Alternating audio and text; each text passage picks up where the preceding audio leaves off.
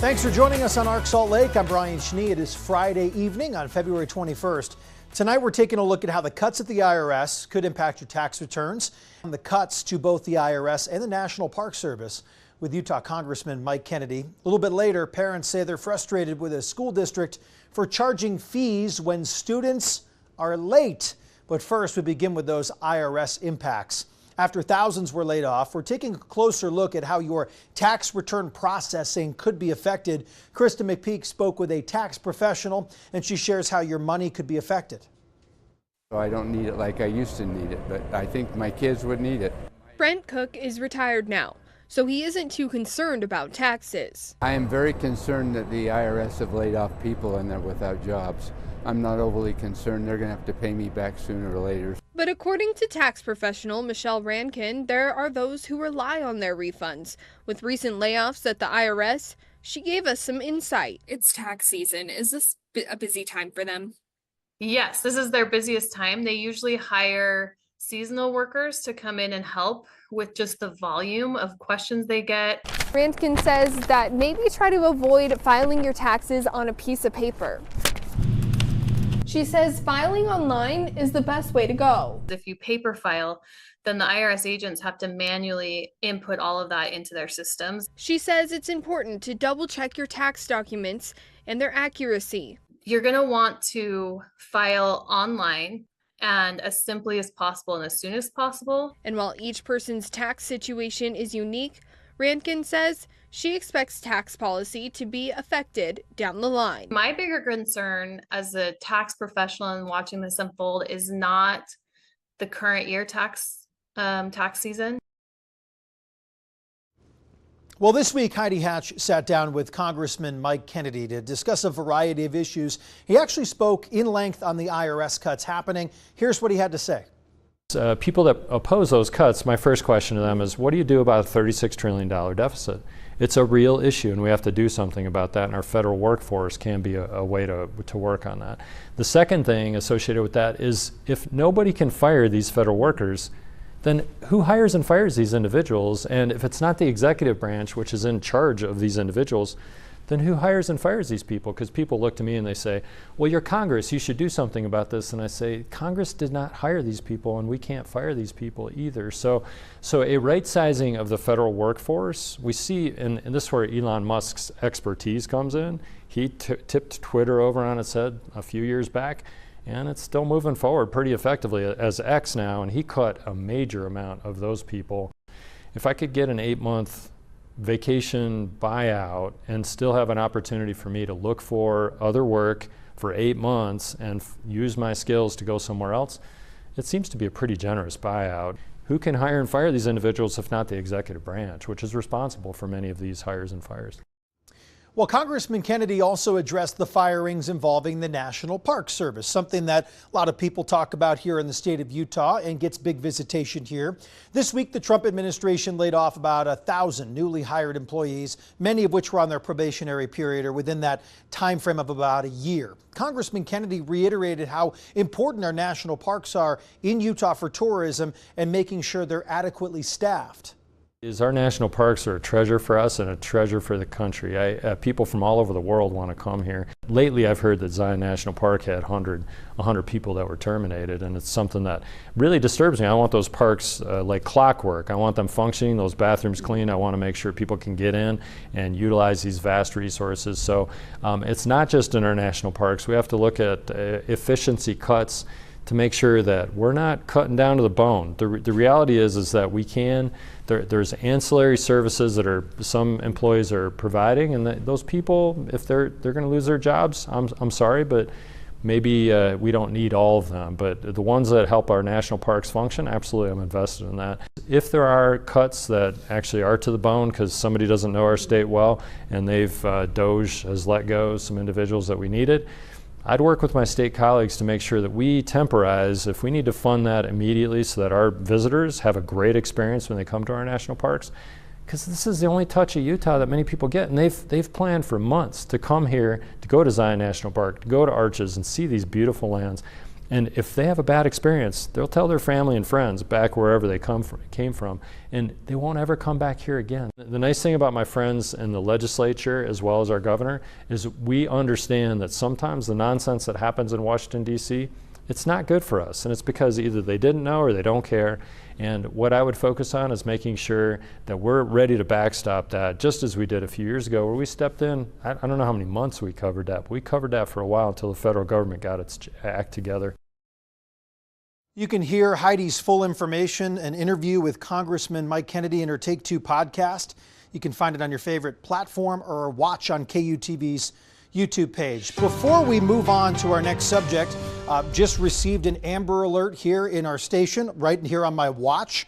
It reads from Salt Lake City Police that a child's life is in danger, and the suspect is Holly Angelina Smith, 5'4", 100 pounds, brown hair, blue eyes. The victim is Josefina Jimenez, who is a 1-year-old, listed at 2'6", so 2 feet 6 inches tall, 23 pounds, brown hair, brown eyes, and the alert on the alert.utah.gov website should have some more information. Sometimes they include photos, and we're actually getting, I guess, a second little alert here. It just popped back up on my watch there again. So one of those things that we're going to continue following for you. We'll have something up on KUTV.com in just a moment about an Amber Alert that was issued here in the state of Utah on behalf of Salt Lake City Police, looking for what appears to be a woman and a child, and we'll have some updated information coming up. So turning now to a crisis in the classroom report tonight. A Davis County mom making serious accusations against her daughter's school. She claims her 6-year-old autistic daughter was wrongfully placed in an isolation room several times, and she was essentially left there all day. She spoke exclusively with our Paul Nelson, saying her daughter now hates going to that school, afraid she'll be punished again. The girl's mother says her daughter can sometimes get overwhelmed, and when that happens, the girl can either go silent or lash out. And she understands teachers and faculty need to be able to control an aggressive student, but she believes the school went too far. Unblock that reset room now. Right now. This is a cell phone video taken by Tara Cooper on Monday, January 13th. Where is she? Let's go. She is not a prisoner of yours. No, that's not going to happen. That's not going to happen. You can grab her and leave, but you're not going to come in and do that ever again. Do you understand me? She's not in jail. Do you understand me? Why are you treating her like she's in jail? Because she punched me in the face twice. She gets put in here. She's picking up her 6-year-old autistic daughter, Harley McBride, from Wasatch Elementary in the Davis School District. Cooper says Harley was reportedly placed in an isolation room or the reset room. This is a school, not a prison. Cooper acknowledges something like that can't be ignored, but she believes Harley lashed out because she was being taken to the room for another reason. The way they're saying that she was aggressive, when I was in there, when I got there, she was crouched down in a corner. She was not being aggressive. Cooper says this is not the first time Harley was reportedly in that room for a long time. Where's Harley? This is an audio recording taken by Megan Cooper, Harley's half-sister, who was working at Wasatch Elementary on the previous Thursday. In this clip, Cooper says she's speaking with Harley's teacher. That much today. Well, I wrote it in her planner. Oh, okay. No. I had already. Oh, I didn't see you today. I'm getting my days mixed up. Yeah, that was yesterday. No, I just tried talking to her. She lunched at noon. This was first thing this morning. Do you know maybe what caused her to freak out? No? Okay. I tried talking to her. I don't know. A second clip, this time she says, speaking with the teacher's assistant, Cooper claims she was told Harley was essentially in that room for the entire day. Journal about the day. More than the little snippet?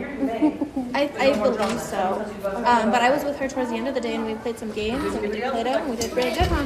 And she got out of the reset room eventually, right? No, she ended up. Her teacher always said that she just had a behavior and that they had to move her to that room. We reached out to district officials and asked, how are you ensuring the rooms are being used properly and not just to punish an unruly student? And how long are schools allowed to keep students in these rooms? They declined an interview but issued a statement saying they're not at liberty to talk about any specific case, but they described what happens during these timeouts. It states, quote, while in this space, the student is continuously monitored by a staff member trained in the use of this emergency safety intervention. The monitoring includes a requirement to both see and hear the student. The timeout ends as soon as the student no longer presents an imminent danger to himself or others, is in physical distress, or begins to hurt himself or herself. The maximum duration of a single instance of seclusionary timeout is 30 minutes. My daughter spent 6 hours in the reset room. The Utah State Board of Education is not weighing in on this specific case, but Student Services Coordinator Chrisanne Lewis says there are very specific rules about when and how isolation rooms can be used. There has to be an immediate danger. If the student, for example, hits a teacher and then they back away and they, sit back down in their chair, that's not considered an immediate danger. If a school or a district has been found to have been using these isolation rooms inappropriately, what kind of punishment does either the district or the school actually face? If we find that a district or an LEA has implemented an emergency safety intervention in a way that violates R 277608, then we would likely put in place a corrective action plan. Lewis says that plan could include staff changes or additional monitoring at the school. And she also says isolation rooms are never supposed to be used as a punishment or a teaching tool. That would be breaking state law. Paul Nelson, KUTV, 2 News. On Arc Salt Lake, parents frustrated over school fees when kids are late. Why the district says the goal is to fight a bigger problem.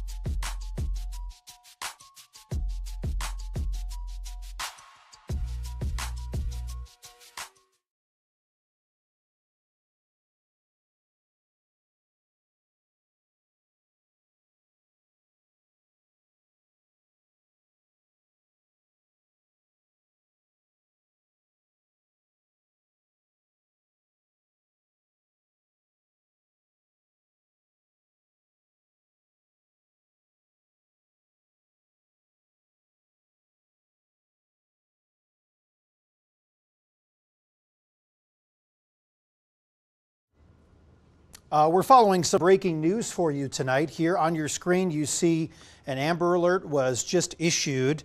At some point earlier today, you see the date and the time on there. It was today, but it's listed as about 3:30 this afternoon.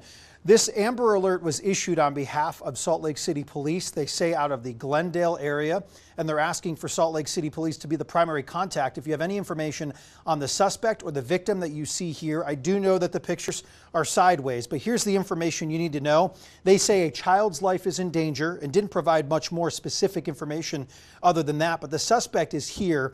Holly Angelina Smith, 5'4", 100 pounds, brown hair, blue eyes, and the victim is a 1-year-old girl named Josefina Jimenez. It's not clear in here if there is a suspect vehicle that they are looking for, but they do say that Holly was last seen wearing black Adidas pants, a light color sweater, and blue Vans. Again, they're looking for a woman and a girl here. You see the suspect and the victim on your screen on behalf of Salt Lake City Police, but this is an Amber Alert that was issued by the state of Utah tonight on behalf of local police in the Salt Lake area. Granite School District parents speaking out about fees they have received because their kid missed class. According to the school district, these fees are part of their efforts to deter unexcused absences from the school. Leslie Duarte spoke to a parent who shares his concerns and also spoke to the district about these fees. It's just pretty stressful to get that kind of email. A Hunter High School father is speaking out about the fees his kids are getting for missing class. The world's stressful enough, and I don't think the parents should have to worry about $5 truancy tickets. He calls these tardy fees unjust and says the school should not fine students for being late. But Granite School District says these fees aren't tardy fees, but truancy fees, and are issued when a student is caught skipping class. So this is after a student is at least 10 to 30 minutes late to class, has been physically seen on campus, and was marked on their way to class, and they didn't show up. The district says this program is in place to combat chronic absenteeism, a problem they say has been an issue for years. Chronic absenteeism, chronic truancy are leading indicators of student success and graduation. So this was used as an initiative to get students to go to class, to learn. What conversations are you having with your children to make sure that they get to classes on time? I mean, I've talked to my son about it, and he told me he's had issues trying to figure out the school because it's so big. And the parent says the school should also consider that students are dealing with outside factors that prevent them from getting to class. Some of the children there have expressed to me that they can't get to class on time just due to the fact that there's bullies or crowding of the hallway. They have other reasons other than just, being tardy on purpose. All right, let's check in with meteorologist Sean Kelly here. It's dark right now, Sean, 7:18 on the dot. But and I guess we're looking here, we might see some extra light. Yeah, so the days are growing longer, Sure. a minute here and there, but when daylight saving time begins in 2.5 weeks. Saving, not savings. Saving. You can't say that extra S. No, it's like Zion's. I don't even doesn't exist. know if it starts or ends at Zion this point. I think it starts. National Park. When are we going to be done with this, by the way? But anyway, with that later sunset and the added minutes here, it's getting later and later, and you add that extra hour, we'll be dealing with that sunset at 7:28, 3 Sundays from this Sunday. So that's pretty nice to look forward to. That means you can get that full 18 holes of golf in and also head up to the slopes all in the same day. We've got temperatures right now that are plenty cold. We're into the 30s up and down here from Provo into Delta, 34, 35 in Milford, 37 in Cedar City, 43 in Hanksville, and 57 in St. George. Still plenty of cold weather across the majority of the country. In fact, you can see this little slither of green here down into the southwest and portions of the west coast there with some mild temperatures, but the majority of the nation here dealing with cold weather. -1 in Fargo, 4 in Omaha, 13 in Chicago is what it feels like, 12 in New York City. Not that cold here at home.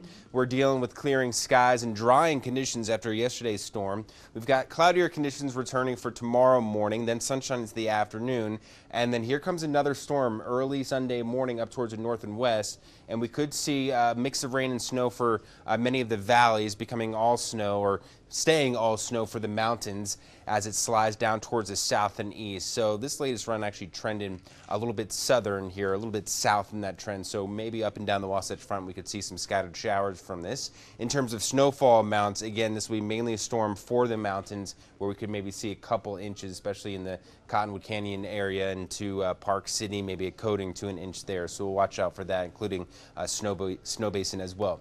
So lows tonight, we're down into the 20s and teens. 19 for a low in Delta, 21 in Richfield, 24 in Price, 29 in Moab. High temperatures for tomorrow climbing into the low and middle 40s as we start to warm things up. Not quite as warm as the St. George area. How about this? We go from the 60s to the 70s, upper 70s by Tuesday and Wednesday, 76 on Wednesday as well. And then along the Wasatch Front, we also get a nice little warm up, mid to upper 40s, eventually turn to the mid and upper 50s as we head into Monday, and then beautiful weather for all of next week with some sunshine by Wednesday and Thursday. We'll be right back.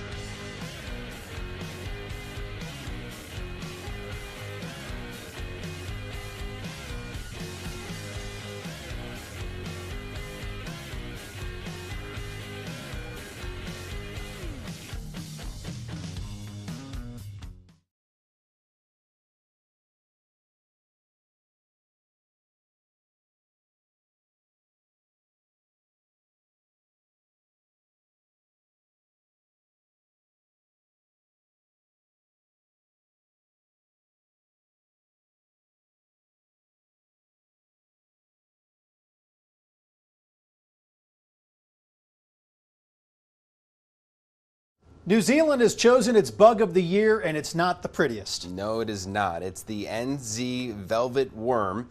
Velvet worms grow up to 2 inches long and look a bit like caterpillars. They are soft to the touch and hang around rotting leaves in cool, shady areas, feasting at night on other invertebrates. They shoot jets of sticky fluid to catch their prey and use saliva to dissolve their insides into a nutritious soup. Almost 25,000 votes were cast from around the world in this year's contest. Huh. Okay. Yeah, it's not pretty. That's a no for me. Well, someone's car got stuck in a frozen Minnesota lake, and it's still there nearly a month later. All right, it's got to be a Buick. All right, it is. The front half of the 2008 Buick Lucerne fell into White Bear Lake, and the back of the car is encased in ice. The driver got out okay. This happened in late January, and the sedan hasn't moved. A man who goes out onto the ice for ice fishing has been uploading videos of the car to Instagram, and the Buick's owner told authorities he wants to get the car out of the lake, but if he doesn't do that soon, he could face fines. This one's interesting here, Sean. Yeah, the New York Yankees have stunned the baseball world with an update to the team's facial hair policy. Uh-oh, the team has scrapped the rule, amending its facial hair policy to allow well-groomed beards. I think yours is well-groomed. So you're saying the strict facial hair rule had been in place since the 1970s. The team had generally required players to be clean-shaven when in uniform, but mustaches were allowed. The rule had drawn criticism from various players over the years. Clean-shaven bunch. There's always this couple swings. You know, there's always this conversation. What do you prefer, leaving the facial hair or not? Sometimes I just let it go and feel like I should. I like to be versatile, you know. Versatile. Well, you always have a nice, clean shave. You should see if you can get a tryout. All right, let's Spring go. training. Sean Kelly's out there. Swinging, back to the East Coast there for Sean Kelly. Have a great weekend. We're back Monday at 7. Thanks for being with us. Be safe.